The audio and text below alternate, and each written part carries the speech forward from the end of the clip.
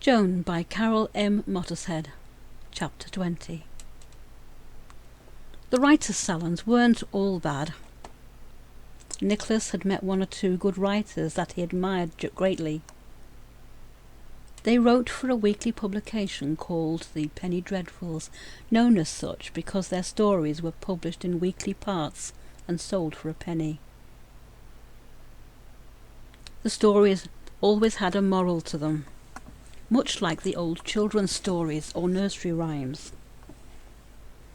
Some were about criminals and the punishments that befell them for breaking the law.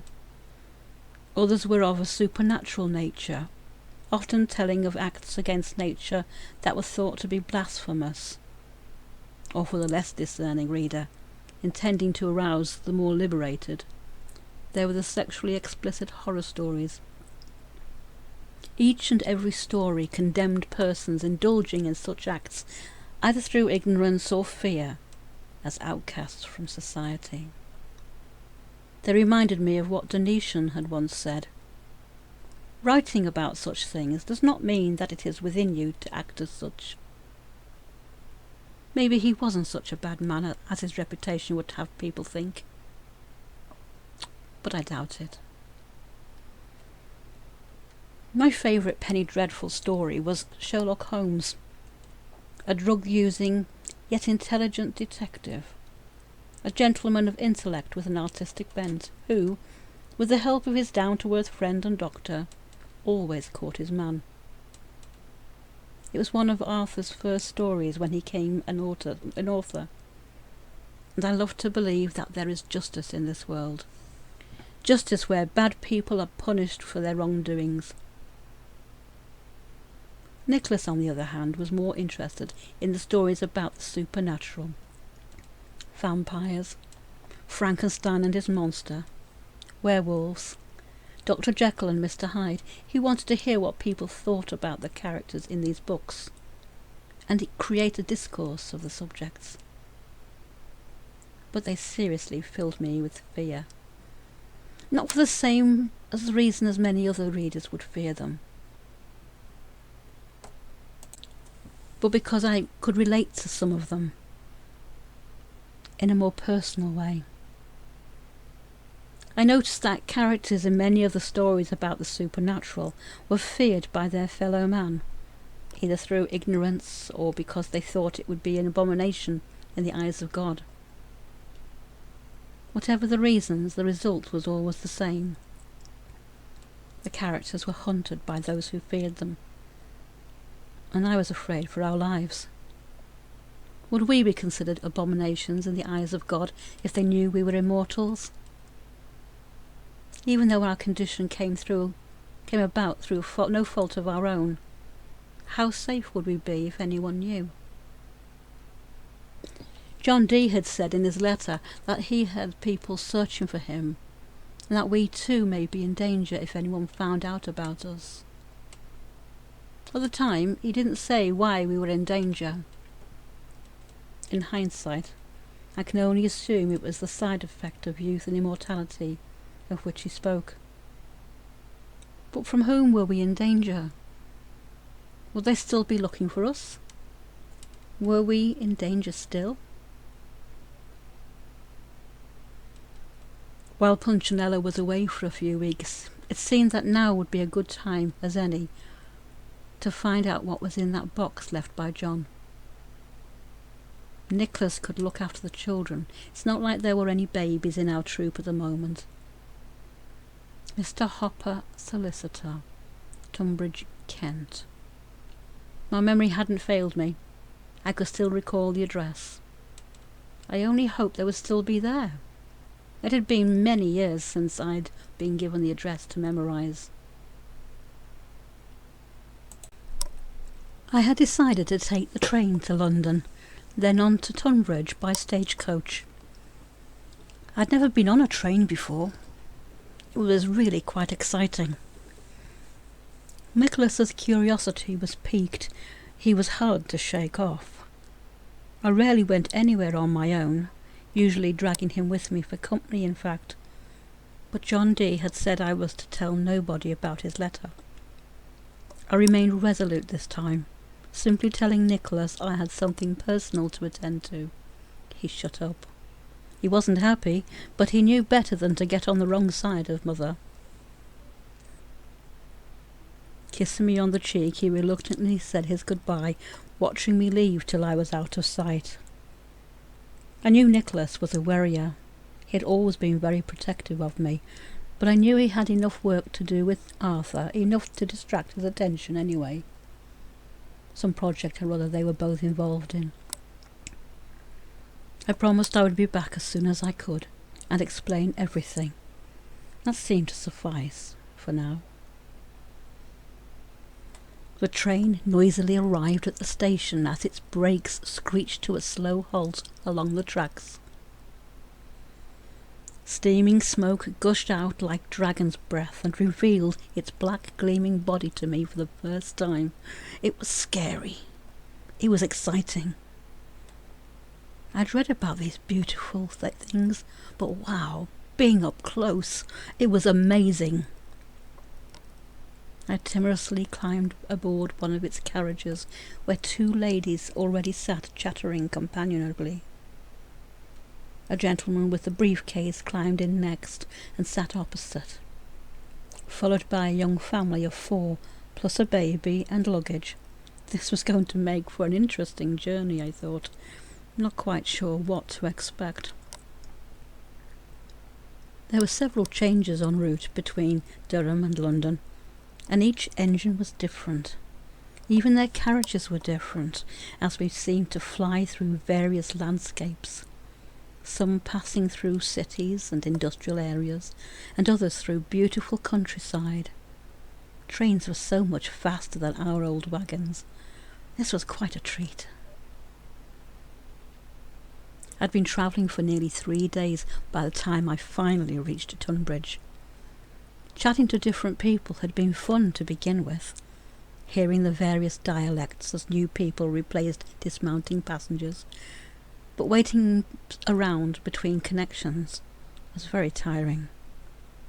Almost as tiring as when we travelled by horse and wagon, only that would have taken 3 or 4 weeks instead of days. There were pluses about waiting at the stations. It gave me time to sit quietly. A bit of me time. Nothing to think or worry about. Nothing I could do, just be at peace with myself. Recharge my batteries in silence. I hadn't realised how much energy I'd spent on thinking about others. Mr. Hopper, scrivener, High Street, Tunbridge, Kent. He'd be called a solicitor now. It was too late to start looking for him by the time I arrived, so I decided to treat myself further. A night or 2 at the coaching inn near the castle. We'd stayed there once before with John D. It was still standing. I enjoyed a warm bath, a homemade meal that I hadn't had to cook myself, and a restful bed. All to myself alone. What a luxury it would be. I smiled to myself at the thought. Next morning I awoke refreshed and ate a hearty breakfast, ready for the long day ahead of me. I had no need to ask directions, for I recognised the building instantly. Other than its name, the building hadn't changed much since I'd last visited with John D.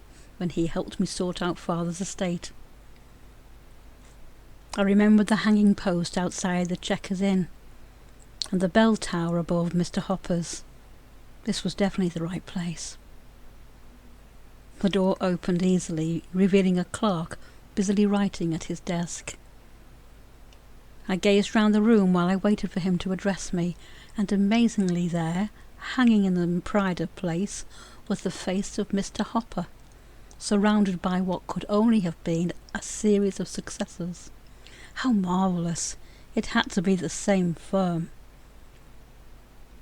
Eventually the clerk registered my presence, and I asked to see the owner. I was shown into a small room with a large imposing desk in the middle, on which stood a lamp, and various stationery. A large sheet of blotting paper with ink pot and quill, and an unusual-looking egg timer. Behind the desk was a high-backed leather chair where Mr. W. was later to sit. Two of the walls were lined with shelving crammed full of new and old books alike, probably dating as far back as when Mr. Hopper himself, I thought. A small fireplace was positioned to the right-hand side of the room, already prepared to be lit. Other than a couple of chairs for clients to sit upon, there was very little else in the room, except a large portrait of Mr. Hopper with his sons taking pride of honour above the fireplace. As Mr. W. entered the room, the air became filled with his smells. Tobacco smoke from his pipe. "Ah, welcome, madam. It's good of you to visit our fine establishment. How may I help you?" asked the middle-aged man who entered the room. I wasn't quite sure where to begin, for how could I tell him that I knew the late Mr. Hopper over 300 years ago? I hadn't really thought it through, and I was about to leave, apologising for wasting his time, but he stopped me in my tracks. He appeared to believe I must be recently bereaved, for he spoke reassuringly to me as if I was upset rather than merely embarrassed. I went with the assumption and took a kerchief from my pocket, dabbing my eyes, trying to think up a story to tell him, and fast. He had called for his clerk to fetch in some refreshments and poured me a glass. It was then I noticed him turn over the egg timer on his desk. I realised we were now on marked time. I'd be receiving a bill for his time now, so I had to think quick. "My family and your firm go back a long way, my dear Mr. W. I am told that they had dealings with your founder, Mr. Hopper, many years ago." I nodded at the picture above the fireplace. "A box has been left with Mr. Hopper. I know not what is in the box, except that it would be of value to my family one day. My family name is Pulcinella." I spoke the name questioningly, hoping that it meant something to him, but he simply looked at me with a questioning look. Without any ado, he instructed his clerk to look in the archives for any boxes dating back to their founder, Mr. Hopper. "Could you kindly see if there is a record of a box in the name of Pulcinella, did you say?" he asked by way of confirming the spelling. No, it's spelled Pulcinella,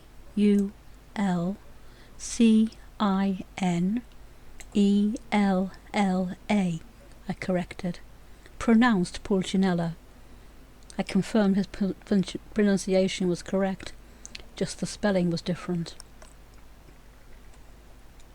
The clerk was going to be gone for some time, and Mr. W. explained he had another client waiting outside, and kindly showed me into the reception to wait for his clerk. It gave me time to think about that last visit. Mr. Hopper had been such a nice gentleman. He had such kind eyes, and he'd been more than helpful sorting out Father's estate and the return of his body to our home.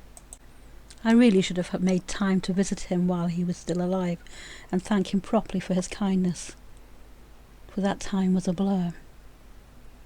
It was good to see that his firm had continued so well to grow and prosper. A couple of hours had passed before the clerk appeared once again, all dusty and dishevelled. "I found it!" he cried, smiling as he sneezed, coughed and spluttered, trying to wipe away the layers of dust and cobwebs covering the box. "It was right at the back of the room, hidden under a load of old parchments," he laughed. "Now, would you credit it? Look here. It's got a date on it. 1559. Good heavens!" he exclaimed. "Over 300 years old. My lord, what do you want me to do with it?" he asked, looking over at where I was sitting. Mr. W. had given his clerk instructions to take the box back to him in his office when it was found. I approached the desk whilst the clerk went to see if Mr. W. was now available. There were shapes engraved into the box. I passed a gloved finger over them. As I gently removed the dust from the markings, I'd seen these markings before somewhere. It was our family seal, only ever used by my family, or so I thought. An 8-pointed star with a circle in the middle, containing a smaller circle inside a square inside a triangle.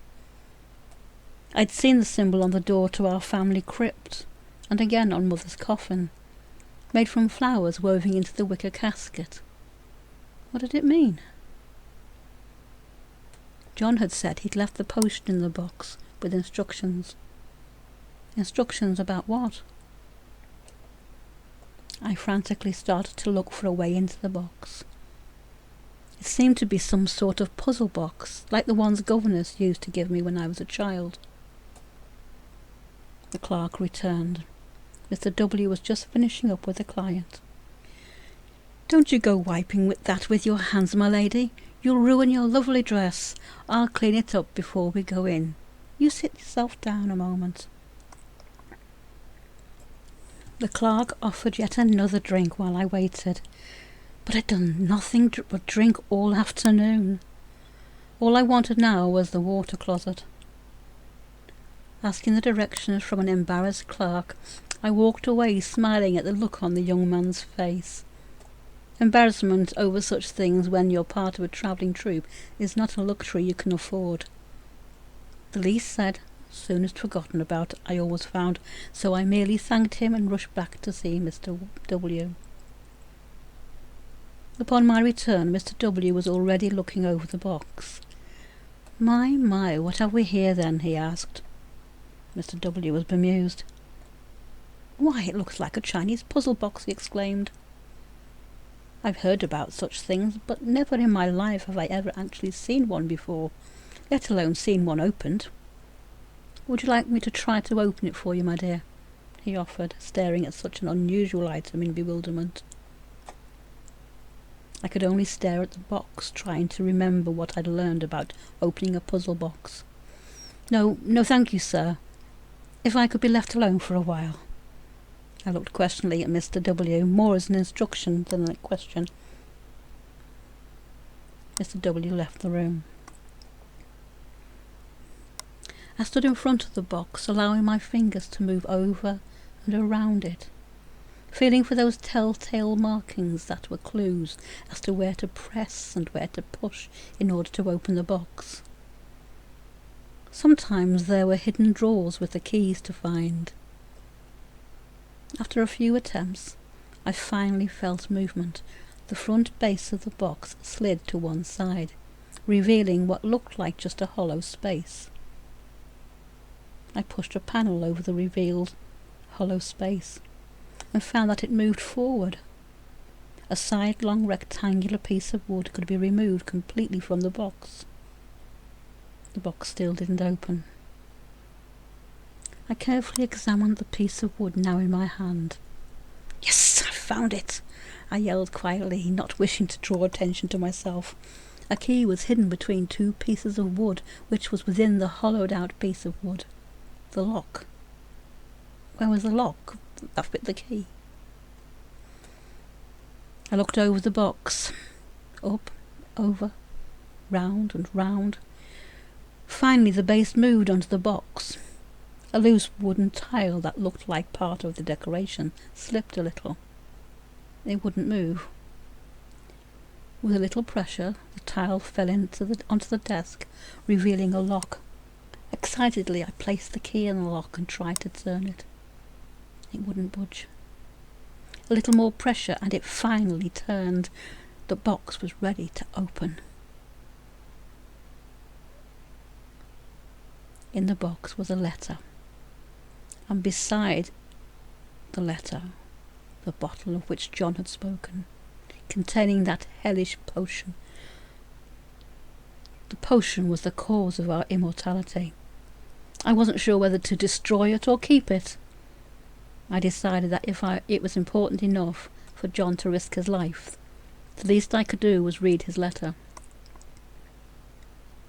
We had been a truly happy family before the father was killed. Even after, with the help of Polly, Punchinella and Nicholas, we'd managed to stay strong together. But that damned potion changed everything once we realised we weren't aging as we should. I started to read the instructions. My dearest Joan, I am sorry that I am unable to meet with you personally, but I am being watched. I have not the time to write to you a full explanation. I will have to keep it brief. The potion is a secret formula that my wife and I discovered many years ago. It has been produced from a recipe said to promote healing. I gave it to my wife and child when almost losing them during childbirth. It wasn't until we noticed our son wasn't growing at the natural rate, and we ourselves were no longer aging, but in fact looking younger, that we discovered there were side effects: youthfulness and immortality. Needless to say, if your son develops the same as ours, you may need the potion in years to come. I pray that I am wrong, but if I am not, he will need to take just one drop of the potion in a tisane every full moon in order to slow down the aging process. Use with care. I also pray, God willing, that we may meet again some day. But for now, in order to keep you and our families safe, you must, my child, bear the burden of the secret alone. May God go with you. Sincerely, your friend, John D. There was a knock at the door. I had been so engrossed in what I was reading that I hadn't noticed Mr. W. and his clerk entering the room, which took me by surprise. May we enter? There is something further we must show you, as a matter of import. Of course, I told them, and they entered the room carrying another box bearing the name Pulcinella. Dated 1560 this time. The clerk had found an addenda left with the documents pertaining to the box that Mr. Hopper had held, and although both were deeply curious, the box was placed on the desk alongside the other, and they left the room, leaving me to open the additional box in private. Mr. W.'s curiosity was obviously piqued, for as he was holding a key for the box, offering to stay with me whilst I opened it, I declined. I didn't know what I was going to find.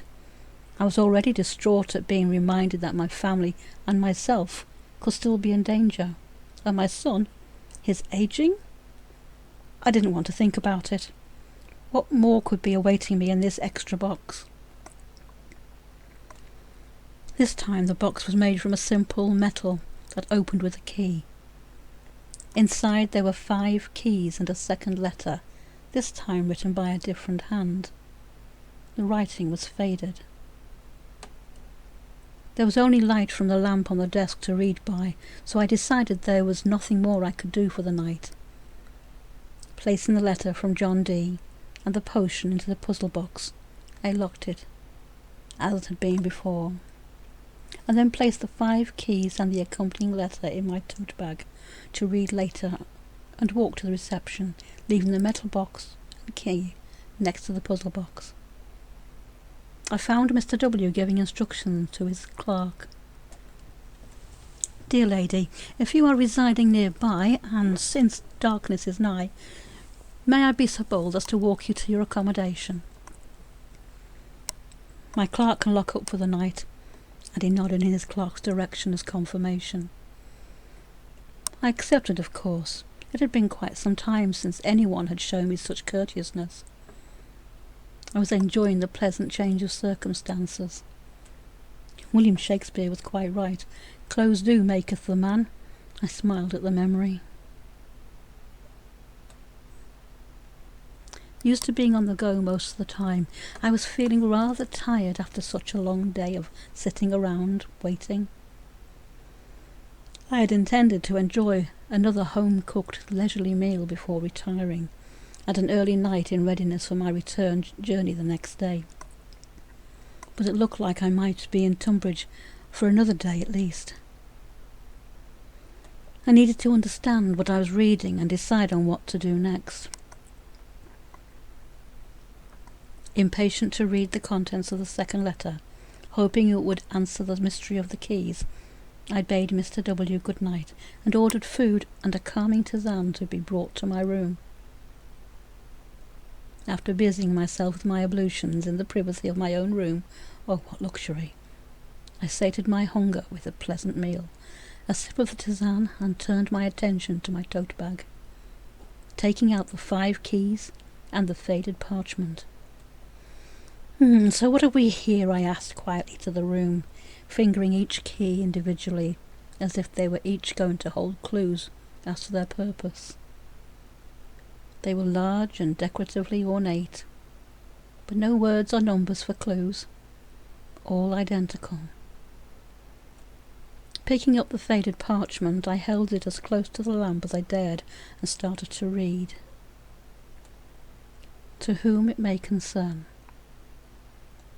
If you are reading this letter, I fear there may have been a bereavement that has brought you to us.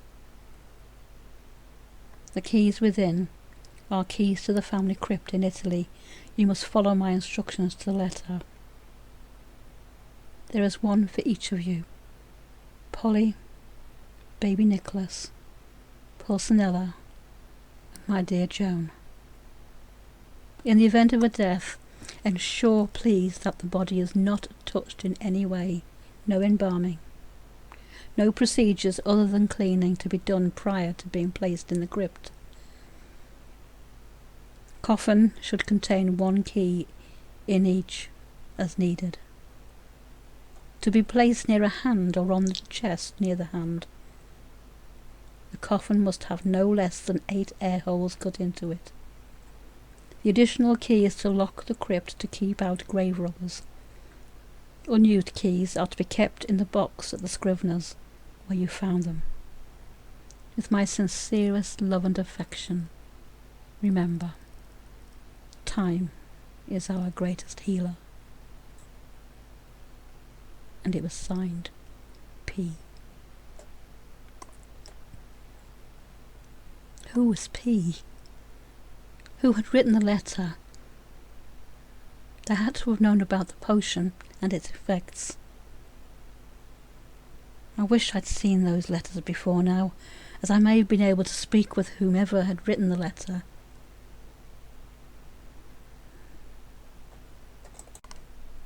I didn't sleep so well that night.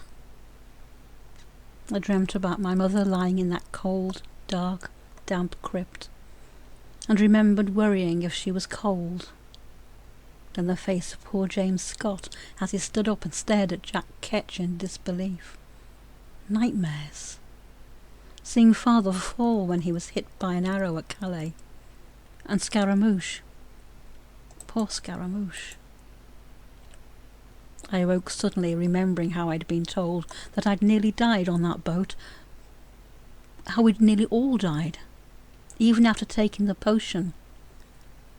We'd all fallen into a deep sleep, and for a while thought to be dead, but had awoken shortly before arriving in England. I wished I had someone who could explain more to me. All I could do for now was keep the keys and the damn potions safe. I would have to put them back in the puzzle box along with both letters and pray. Did I say pray just then? Yes, pray that we would never have to use them. My fitful sleep continued with images of faces long since forgotten. Stormy waters overwhelming me. I felt alone, lost, and afraid. Afraid for our futures. Afraid for our safety. For years I'd cursed ever setting eyes on the potion, and now here I was, having to protect it, in case needed. I was angry at John for giving us the potion in the first place, yet really it was my own fault for not listening to him when he tried to call out. to me a warning. I'd heard only the word consequences and wanted so much to save my family that I didn't care how. Who was this mystery writer anyway? Why hadn't they tried to contact me before? Was it another immortal? Was John Dee still alive? Did they know how to find him? Next morning I woke exhausted, with very little appetite. I forced down a morsel or two with a pot of tea to set me up for the day, and bought provisions for my journey home. At the office of Mr. W, I placed the keys and the 2 letters into the puzzle box alongside the potion, and left further instructions to keep them safe once again. Hopefully there would be no reason to visit this place, but I had to prepare for whatever the future had to hold. I paid what was owed, and set off on my return journey. The journey down to Tunbridge had been a pleasant and leisurely one. The return, in contrast, not so much, for I was anxious to hold my family close, my son, even Punchinello. Nicholas was surprised to see me when I arrived home. As I walked through the door, I just hugged him tightly. I was hugging him so hard that tears started. "Hey, what's all this then?" he asked. I shook my head. I was being silly. "Oh, nothing. I missed you, that is all." I laughed, trying to compose myself quickly. Nicholas could see I was upset about something, and guided me to a seat near the fire. It was then I noticed Arthur, looking comfortably settled in the chair opposite, smiling. I apologised for my intrusion, feeling embarrassed both for my dishevelled appearance after such a long journey, and my show of emotion. "Maybe we could do this another day, Arthur, if you don't mind," announced Nicholas, indicating more pressing matters were afoot. "Of course, my dear friend, until the morrow. It was delightful to see you again, Mrs. Pulcinella," holding out his hand to shake mine. I was about to say more, but a look from Nicholas told him just to leave. I stood up to put the kettle on. A cup of tea was what I needed. A cup of tea solves everything. "Could you see to my luggage, please, Nicholas? I'll just make some tea." I knew Nicholas wanted to talk, but he knew better than to force me to talk when I wasn't ready. I just couldn't find the words to tell him what was upsetting me. Not yet, anyway. I ate a light supper and gave Nicholas another firm but gentler hug and bade him good night, retiring to my room early, hoping to find the words to tell him what I had discovered. It was the first time we had not spent our special time together. But how could I tell my son that he may keep on aging? That he may... No, it was too much.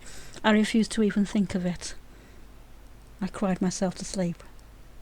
The morning would bring a new day, the first day of the rest of our lives. The next morning I was in a better state of mind. I had decided to just keep the information to myself for now. I felt sure John Dee and this other letter writer must be exaggerating the whole thing. Why, I didn't know. But I wasn't going to dwell on it further. Not yet. I knew where to find the potion if needed. I knew where to find the keys, even if I didn't understand the what, where, or why fors. But I wasn't going to let it get me down. Nicholas was fine. Punchinello was happy when he was working. And for the most part, our lives were going well. Fate may have given us immortality, but it wasn't going to ruin our lives worrying about ifs and maybes. With a new resolve, I set back into my regular routine, determined to live life to the full. I busied myself with housework for the next few days, and Nicholas didn't question me about my journey preferring to tell me all about Arthur and their project together, whilst he kept a close eye on me. Oh yes, I knew that was what he was doing, just as he knew that I always got stuck into doing housework when I was worried about something. Arthur used to be a doctor, and he was advising Nicholas on what books he should read if he intended to train to be a doctor. Nicholas lacked a formal education, but had always been an avid reader and a quick learner. He potentially could go far, if he had the time. The thought was fleeting, but still bothered me. My son, a doctor. I felt proud at the thought. I was also pleased that he finally had someone he could call a friend. I invited Nicholas to bring Arthur round for tea one evening while his father was still away. I wanted to pick his brains about a couple of things. First on my agenda was to ask if he had any suggestions of how to handle Punchinella's ever-growing anxiety and erratic behaviour. And on a personal note, I hoped to create a dialogue about the stories of immortality that his fellow writers writ, and did he believe there was any truth to them. But all did not go to plan. Punchinella arrived home early. Seeing Arthur sitting at the table, wine glass in hand, looking like he belonged in his home, sent him crazy, totally mad. He shouted at him to get out, go away, threatening to hit Arthur with his stick if he didn't leave. Arthur recognised immediately what his problem was. I tried to apologise, explaining that Punchinella didn't like strangers in the house. It was his paranoia, but that he wasn't expected back. Arthur seemed to understand. He had seen Punchinella at the salon before, but this was no ordinary drunken rage, he told me. It is drug-induced. Punchinella heard us talking and yelled. "Get out! Get out!" he shouted more loudly and threateningly. "I'm going, sir," said Arthur. "I'm going." Arthur looked down at his glass and backed out of the room, picking up his coat, hat and stick slowly as he watched Punchinella carefully for any fast moves he may make towards him. Nicholas helped guide him past his father as quickly as he could. I could only look apologetically towards Arthur, whilst at the same time trying to calm and sit my husband down away from our guest. We could hear Nicholas still talking with Arthur in muffled tones as he walked him to the door, and Punchinella yelled again, "Get out!" The door could be heard closing, and by the time Nicholas returned to the room, I'd managed to persuade Punchinella to sit near the fire and calm down.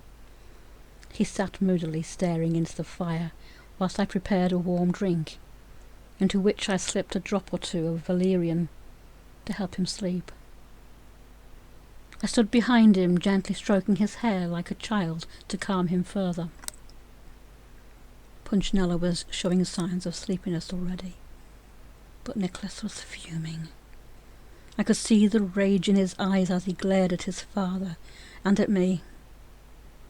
I looked pleadingly at him to not start anything right now. I only wanted Punchinella to settle, to sleep. Nicholas left the room. The confrontation between father and son was coming. I could see it in his face, but for tonight, for my sake, Nicholas left silently. Tonight at least I'd be able to sleep. But one day soon, I knew that one day would be too much. I really needed to speak to Arthur that night. I wanted to ask him for help, but in the end I couldn't. I couldn't betray my husband. He was my family, my problem. I would have to sort it myself, somehow. Punchnella in bed, I returned to the kitchen to finish my own drink. Nicholas too returned. We would usually talk. I could see the look of hate in his eyes as he re-entered the room. I hoped one day he would forgive his father for the outbursts, but all Nicholas saw was his father's moods and bad temper. When he was younger, I could use my puppets to show how being naughty got others angry at you. I could use my puppet to hit his father over the head with my frying pan, and when he was being silly or naughty. I so missed those days, for now he was too grown up. Still a baby in my eyes. He would always be a baby, my baby. But he was old enough to make up his own mind about his father. I couldn't shelter him from life any more, nor could I stop him feeling angry at his father. I was filled with sorrow at the loss of the man I'd married, the man I had loved for so long. I didn't know how to help him. I didn't know if I would ever get back the man I fell in love with. We sat in silence, both with our own thoughts. That night, I cried myself to sleep again. Tomorrow would be another day, I kept telling myself. But another day of uncertainty, another day to live. I held to the belief that, to outsiders at least, we seemed the perfect loving family, always a smile for the neighbours and work colleagues. But no one knew what went on behind closed doors. And the few that heard, they chose not to hear, for fear of getting too involved. I was finding life harder to live, yet with no way out. I had to live. For Nicholas, for my son, for my baby. He was the only thing that was making my life worth living. He was my life, and I couldn't even bear to think of ever losing him. I needed to find John, or Nicholas, or whatever he called himself. I was going to need answers.